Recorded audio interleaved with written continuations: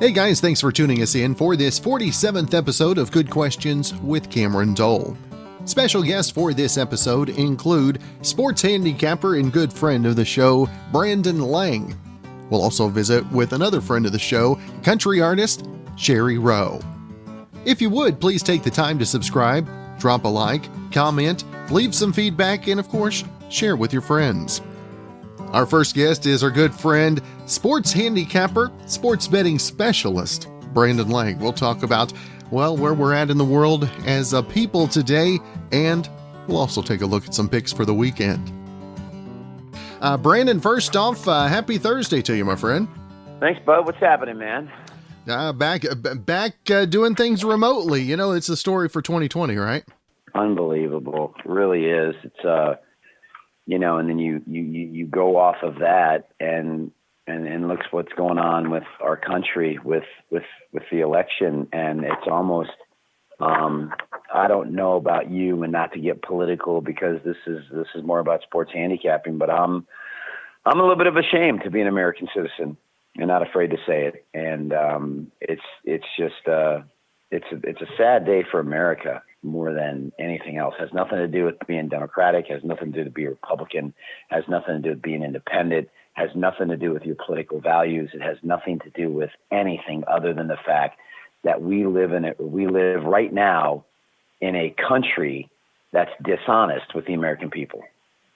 Yeah. That something shady is going on someplace in the deep bowels of democracy, if you will, where we the people doesn't mean anything anymore. And it's sad. But with all that being said, thank God we have sports to distract us from the chaos of what's going on. Great to see the MAC conference is back. Remember, people don't realize, for your listeners, that the MAC conference was absolutely the first conference to say we're not playing when the COVID came out. And then to see the MAC regroup along with the Big Ten, it basically went the MAC, the Big Ten, the Pac-12. Those were the first three that said we're not playing.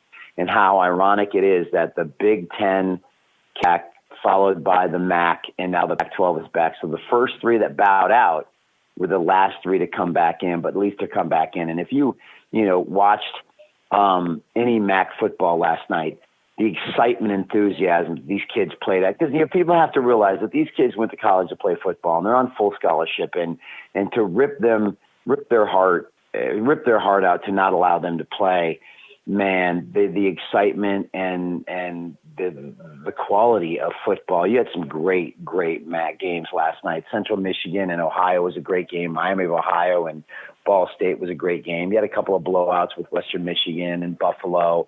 But it was just great to see the MAC back. So sports takes our mind off it, and it just thank God we have sports. That's right. Now, Brandon, this year, I think it's apparent, obviously, how much of an effect the practices and all that has had on the games and the COVID and all that stuff. Has that made your job that much more difficult going into the weekend of picks? Well, it's funny. Not that it's made it more difficult. It just gives you, from a handicapping standpoint, a game just to check off your ballot and go away from and go look for value elsewhere. That's the great thing about, the business model that we put together at BrandonLang.com is each one of my handicappers just picks one play a day. The site had a really good day yesterday because a lot of guys had Buffalo, a lot of guys had Miami of Ohio, which both covered. Once a game is COVID related with players out, you just move off that game and go find a line or another game you like. So from that standpoint, it's made it actually easier to have to do it again. So what are maybe some of the highlighted games for you, college football games coming up over the weekend? Well, it's funny. I feel bad for your OKC people with that game last week. I said in breaking down that game for your listeners, I said OKC would win by a field goal, and it was looking like it was going to be just that. And that Tom Herman as an underdog, man, it's unbelievable. It really is. And going right at the heart of that, you got OKC rebounding now, and Gundy rocking and rolling and taking his team into Kansas State. who got their absolute butt handed to them by West Virginia. So it's kind of like who rebounds in that game. I tend to think that one thing about Oklahoma State is they are a resilient bunch, and he always gets that team to bounce back. He always gets that team to get up off the deck and rally and rally back. So as I speak about all that, they're laying 12.5 here on the road. Last time I checked, which between me and you, that seems a little high. That doesn't make sense to me. I think that's a bad line. Let me go to BrandonLang.com to get my lines here, just to double check that, because I know the game of local interest is the one that everybody likes. So let me just real quick and be patient with me, because then we'll fly through it from there. Should I have been a little more? Should I have been a little more organized in having this game ready for you? Yes, I should have. So I apologize to your listeners. There it is. No, it's 12.5. I'll say it again. I think Oklahoma State wins the game, but I think Kansas State keeps it close and stays within that number. So I like them a little bit. In the Big Ten Conference, keep an eye on Northwestern at home. They went into Iowa and went outright. They're playing great football right now. They got an Indiana transfer quarterback in Ramsey. They're laying 4 at home. I like them in this spot. Take Northwestern at home. So you got Northwestern, and then let's roll the dice with Kansas State plus double digits. Over in the NFL, you can't touch Green Bay and San Francisco with the COVID and everything going on, which we talked about. That's crazy with all these players in COVID. Keep an eye on Indianapolis at home +2. Crimea Rivers against Lamar Jackson. I've been saying it all along. I think they're a little overrated. And I believe that we're going to see a great effort out of Crimea River, and then the Colts at home +2 points. And last but surely not least, I believe Sunday night that the Tampa Bay Buccaneers and the New Orleans Saints are going to go over the posted total of 52. And I do believe that Tampa Bay minus the 4.5 is going to blow New Orleans out by double digits. Wow. That's the shocker. Yep. So revenge from game 1 of the year. Antonio Brown will be playing in that game. And mark my words, Antonio Brown and Tom Brady will hook up for a pass play of more than 40 yards. And Antonio Brown is going to have a massive monster game against that Saints secondary. And of course, Brandon, folks can always go BrandonLang.com and also the podcast. When's the newest episode coming? That'll come on Friday. We couldn't do it last week because I had to go back to the hospital for this whole Lyme disease, septic arthritis on my knee to figure out what was going on. So we skipped it last week, but we'll tape that on Friday. It'll drop for the weekend. As I always say on your show, under 18 must be accompanied by a parent or guardian. Well, Brandon, always good to visit with you, my friend, and hope you have a great rest of your week. Thanks, buddy boy. Be safe.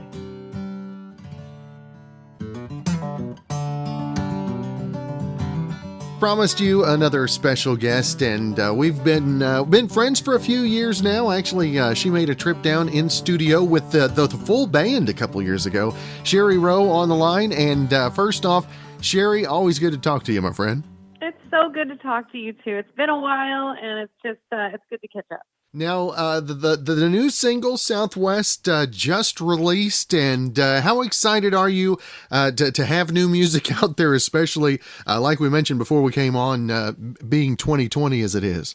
Yeah, I mean, I am really blessed to say that just before the pandemic hit, I had been in Nashville tracking a bunch of new music.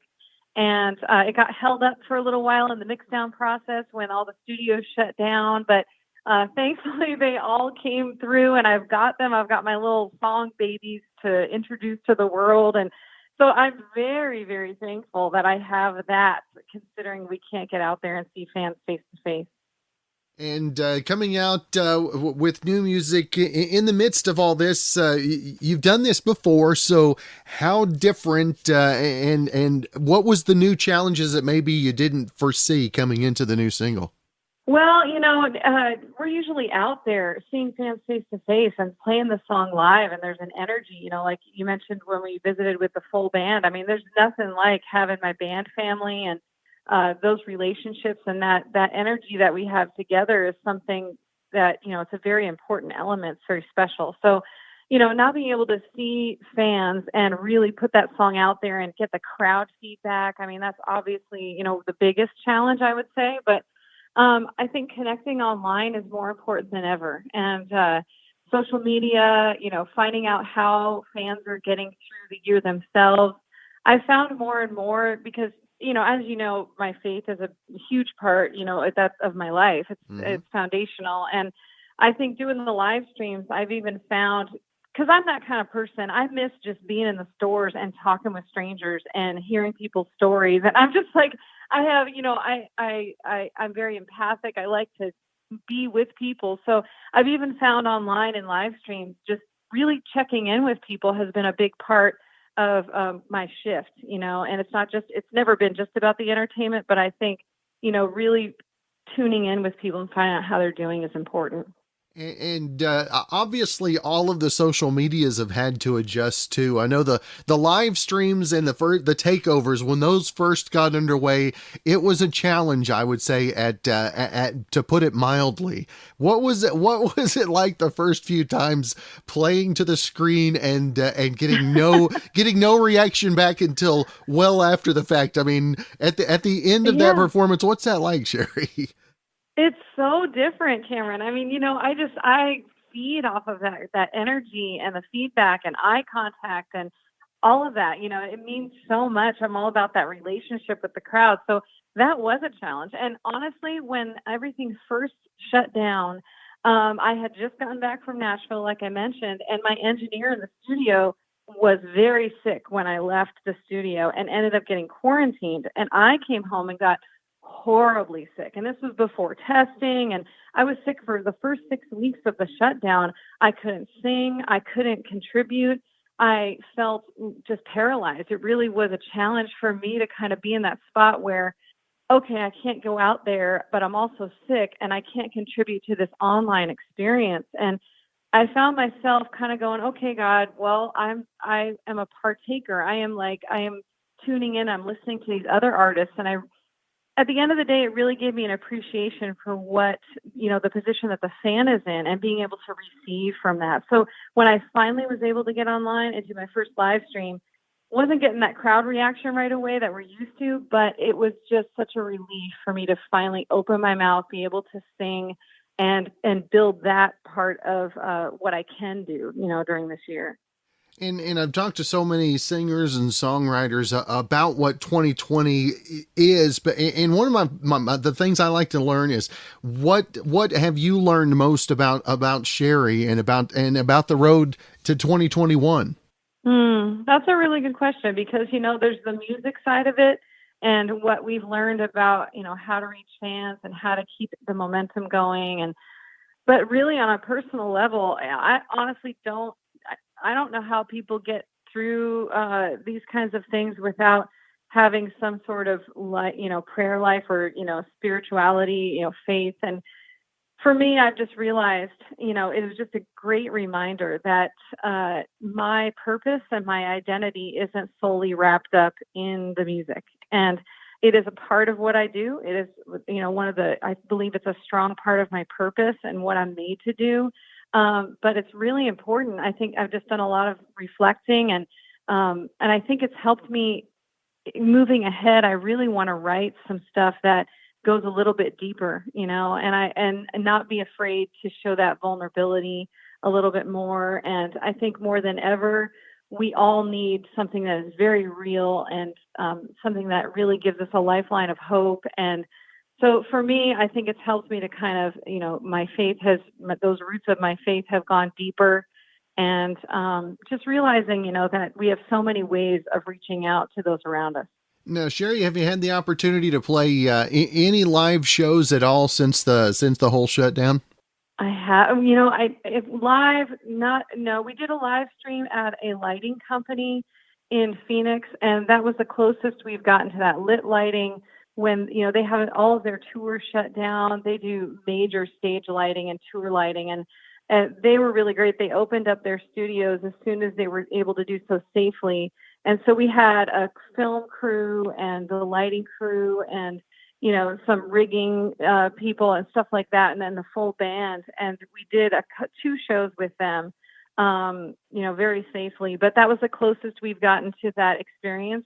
It was great to see the guys in the band, though. It's only been two times this year, 3 times total that I've been with the band this year. So sure miss those guys. Now, has the 2020 and all that's been involved in it, has it inspired the writing, or has it made it maybe been a blockage for the writing purposes?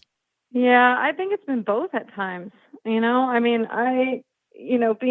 my personality, I think we all have our good days and our days that are a little bit more of a struggle, right? So I've definitely had those times where, you sort of feel like, gosh, why am I even writing? What am I doing? Like, does this even matter? And then other days when, again, I'm reminded that, I have to write, that it's in me. I have to make music. I have to sing. I have to open, put my voice to things, and if I don't do that, I find that in every way, spiritually, emotionally, mentally, I suffer for lack of creativity. I have to keep going. So it's just as much for my own, relief and sanity as it is for just wanting to get music out there to everybody. It's just who I am. So. That's right. And again, the new single, Southwest. Shari, I want to make sure and let our listeners know where to find more about the single, the upcoming music you've got, and of course any live streams or other upcoming events as well. Thanks, Karen. Yeah, Southwest. I'm super excited about it. It's fun because it's coming off the heels of a song I put out before that's called The Heavy, which was, it was a great opportunity to kind of inspire hope. And I love being able to do that. Southwest, I'm excited because it's just fun. And it's about where I'm from. It's a great representation of the Southwest and the Wild West. And it's a lot of fun. Fans can find it anywhere they're used to streaming and downloading music. Of course, ShariRowe.com is a great hub for all the links to social media and streaming. But we are working on dates for next year. I'm starting to get bookings coming in. So Lord willing and the creek don't rise, all of that pans out. But in the meantime, I am, on social media here and there. Live streams are popping up more and more. We're kind of giving those a break in between just so they don't lose their sparkle, So, but we will be doing more of those. And I just miss everybody. So I'll do my best to get back out there as soon as we can. Well, Shari, always good to visit with you. Hope you have a great rest of your week and weekend, and look forward to talking again real soon, my friend. Thanks, Cameron. Take care. God bless. Thanks again for joining us for this episode of Good Questions with Cameron Dole. If you ever have a comment, question, anything else you'd like to know, find me on Instagram, Twitter, and Facebook, all at GQ with Cam. If you'd like to help out in the funding for this podcast, feel free to click the support tab and follow the instructions. If you have a special guest idea, email me, gqwithcam@gmail.com. We'll be back with episode number 48 coming up tomorrow.